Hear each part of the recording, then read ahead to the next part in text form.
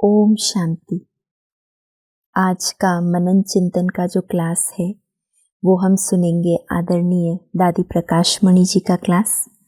जून के महीने में पूरा ही महीना हमने मम्मा की स्मृतियों में, मम्मा के पुरुषार्थ की ओर अपना अटेंशन देते हुए हमने भी तीव्र पुरुषार्थ ज़रूर किया होगा।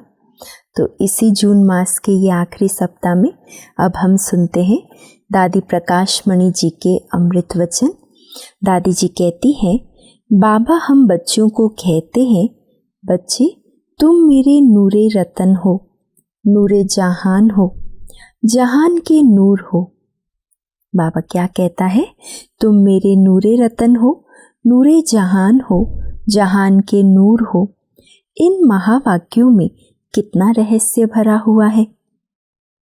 सदा ये ध्यान रहे कि जहां हमें देख रहा है, सारा जहान, सारा विश्व हमें देख रहा है। भक्ति में ख्याल करते हैं कि भगवान देख रहा है, लेकिन अभी हम कहते जहान हमें देख रहा है। प्रैक्टिकल में देखा जाता है कि सारे जहान का ध्यान हम लोगों पर है। जहाँ भी बाबा के बच्चे जाते हैं, सफ़ेद वस्त्रधारी बाबा के फरिश्ते, तो सबका ध्यान ऑटोमेटिकली जाता है। पवित्रता के योग बल से, दैवी गुणों के आधार से हम सतयुगी दैवी राजधानी स्थापन कर रहे हैं। भगवान करा रहा है, ये ऑटोमेटिक मुख से निकलता है। पवित्रता के बल से करा रहा है। नई दुनिया की स्थापना परमात्मा पवित्रता के बल से करा रहा है। हमें एक बाबा को याद करके विश्व में एकता लानी है। यह कार्य भगवान करा रहा है, इंसान के बस की बात नहीं है।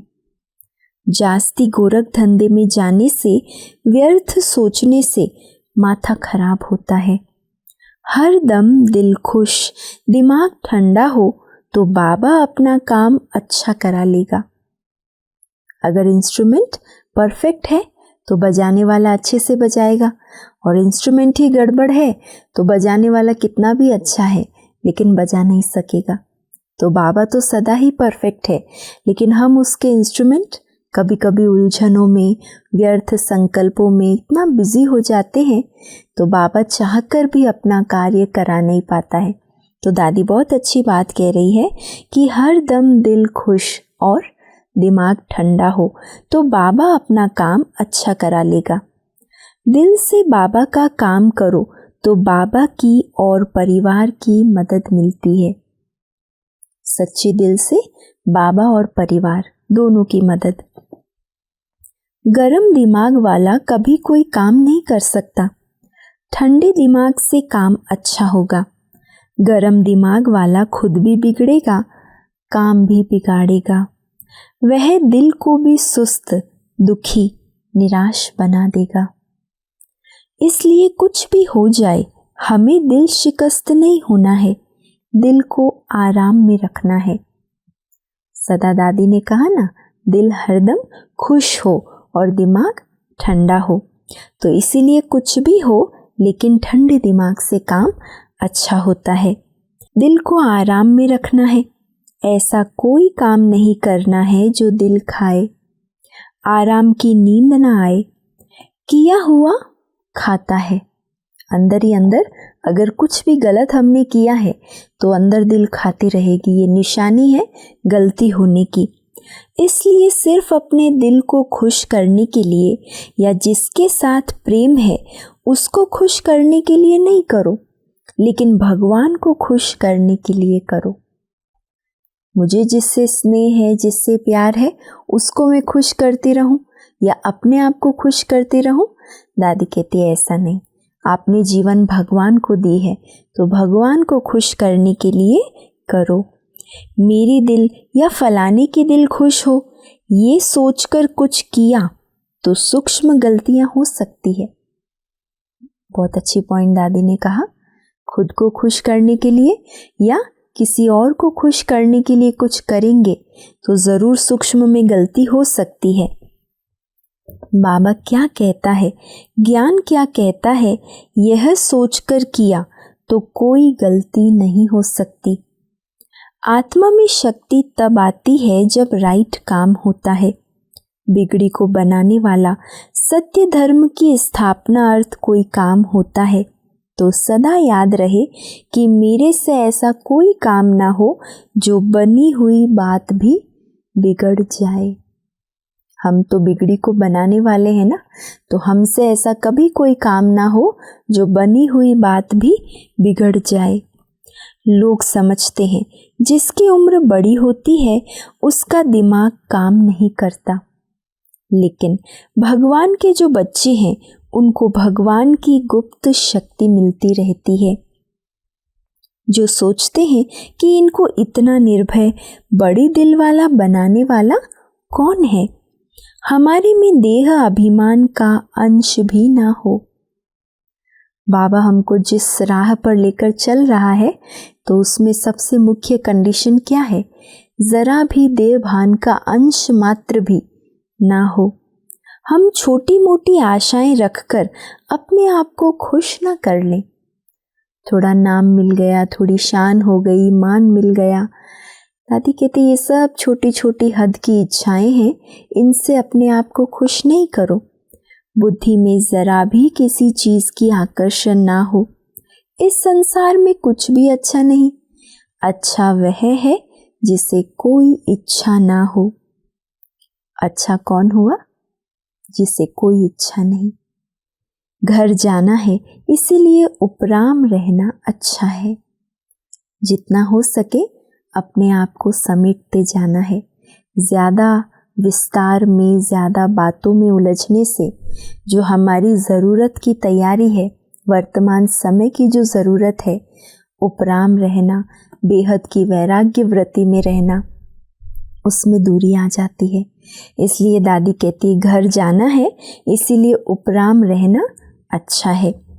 बाबा के जो बच्चे गुम हो गए थे, जो मूर्छित हो गए थे, वह सुरजीत हो गए, ये अच्छा लगता है। ये फैमिली अच्छी लगती है, बाकी कुछ अच्छा नहीं। तो हर एक अपने दिल से पूछे कि मुझे क्या अच्छा लगता है। अच्छा यह लगता है क्या? दादी ने बहुत अच्छी बात बताई।